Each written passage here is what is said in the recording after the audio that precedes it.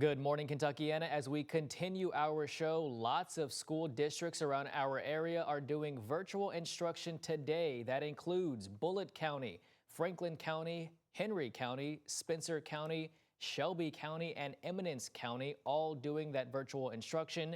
Meanwhile, Hardin County and Breckinridge County schools are closed today. For now, JCPS has not said anything. Oldham County schools are doing an NTI day. We do have all of this information posted on our website right now, along with the crawl going on the bottom of your screen. Well, good morning, Kentuckiana. Busy morning so far, especially with weather as well, causing all those delays and closures and things like that. Yes, for sure. You know, you want to make sure that you're using caution on the roads today because there's going to be a few slick spots out there that we've been expecting as we've been going throughout these past few days. We do have a weather impact alert for this morning time. That's because of this rain, snow, sleet mix that's occurring for some of our southern counties just south of the Ohio River. Stay up to date with us on WHAS. You can scan this QR code that you see on your screen right there to receive all the latest weather alerts and details regarding this morning and also into this weekend. This winter weather advisory is in place for us across all of Kentuckiana, and they just extended it over towards more of central and eastern Kentucky.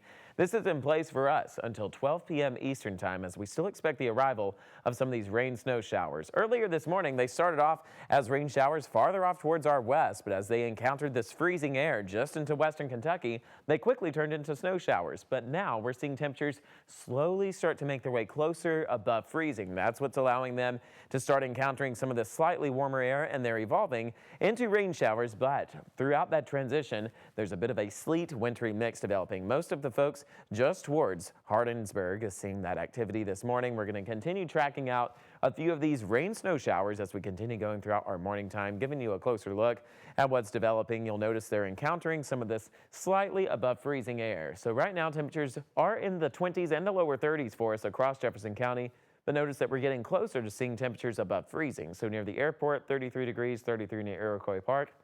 But what to mention is there's a few areas that are going to see a little bit of that sleet mixture. So for folks that are in between like the upper 20s and the lower 30s, that's where some of that sleet can occur. So to give you a better idea with that, just closer towards Hardinsburg, Litchfield, where those temperatures are right around freezing, that's whenever we start seeing a few of those issues that can lead to some of that sleet, snow, rain mixture as they encounter some of those pockets of slightly above freezing air and slightly below freezing. So that's going to continue throughout the morning time. As we head later on into our morning hours, those temperatures will be reaching above freezing, which means this is going to continue to bring in just a few of those light rain showers and some brief periods of some sleet and snow mixed in at times. We'll see that transition into just light rain showers just into the later hours of the afternoon. More weather details coming up. Here's Matthew with traffic.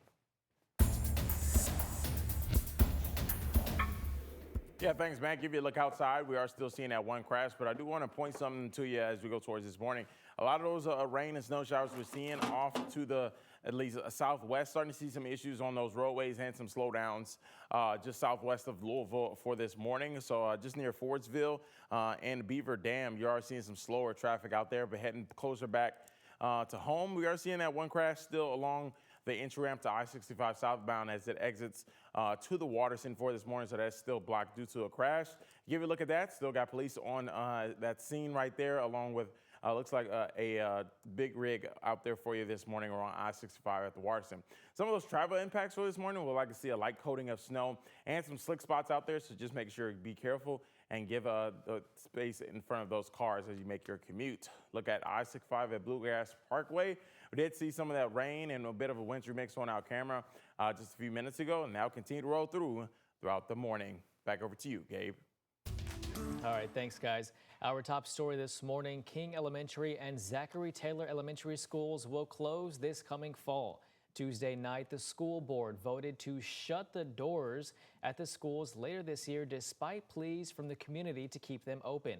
It's part of a bigger effort to reduce spending as JCPS works to dig its way out of the financial crisis. Superintendent Brian Yearwood presented his initial budget proposal to board members, outlining more than $140 million in cuts.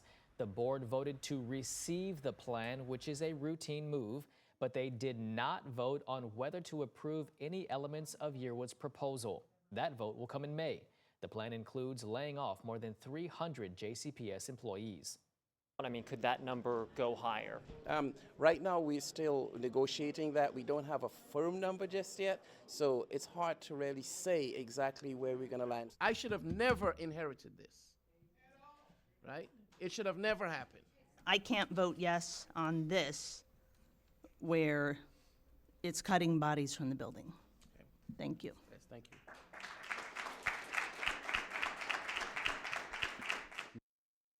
Meanwhile, board members did vote to protect funding for mental health workers in schools. These employees were facing a $7.6 million cut under Yearwood's proposal. Some teachers and staff at last night's meeting were pleased to see the board step in to reject that.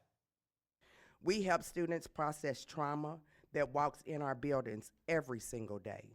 We help students stay in classrooms, not crisis rooms. Thank you for moving to keep MHPs. We've been so scared, and we've been so just kind of trying to wrap our head around where we are and where we want to be.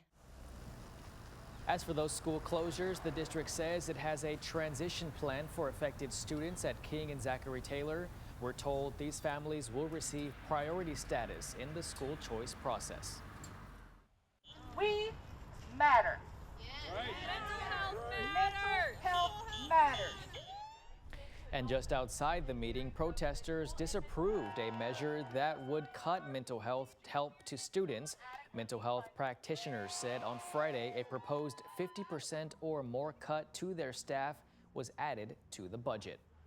And cuts to these jobs were also at stake in Yearwood's initial draft from January 16th. Middle school math teacher Elena Page said these cuts would affect 54 school teaching positions in the district. Some teachers feel the cuts are not protecting students, and the jobs at risk of being cut are essential. As a mother, as a taxpayer, and as a teacher, our kids need help. Our kids need help. We cannot lose middle school mental health practitioners. We cannot lose middle school team models. We can't lose any mental practitioners. We need to fight for our children so that they are getting the best education in every single school. Now, the team model she mentioned is a middle school program that allows for more intimate instruction and blocks periods for students. As a reminder, the board voted on closing two schools, but it did not vote on the overall draft budget proposal to cut jobs. It's not in the final budget. The board will vote again in May, and the budget will become final in September. Don't forget, we will continue to bring you all of the latest coverage on the JCPS budget crisis. You can download the WHAS11 Plus app and watch for free on your TV.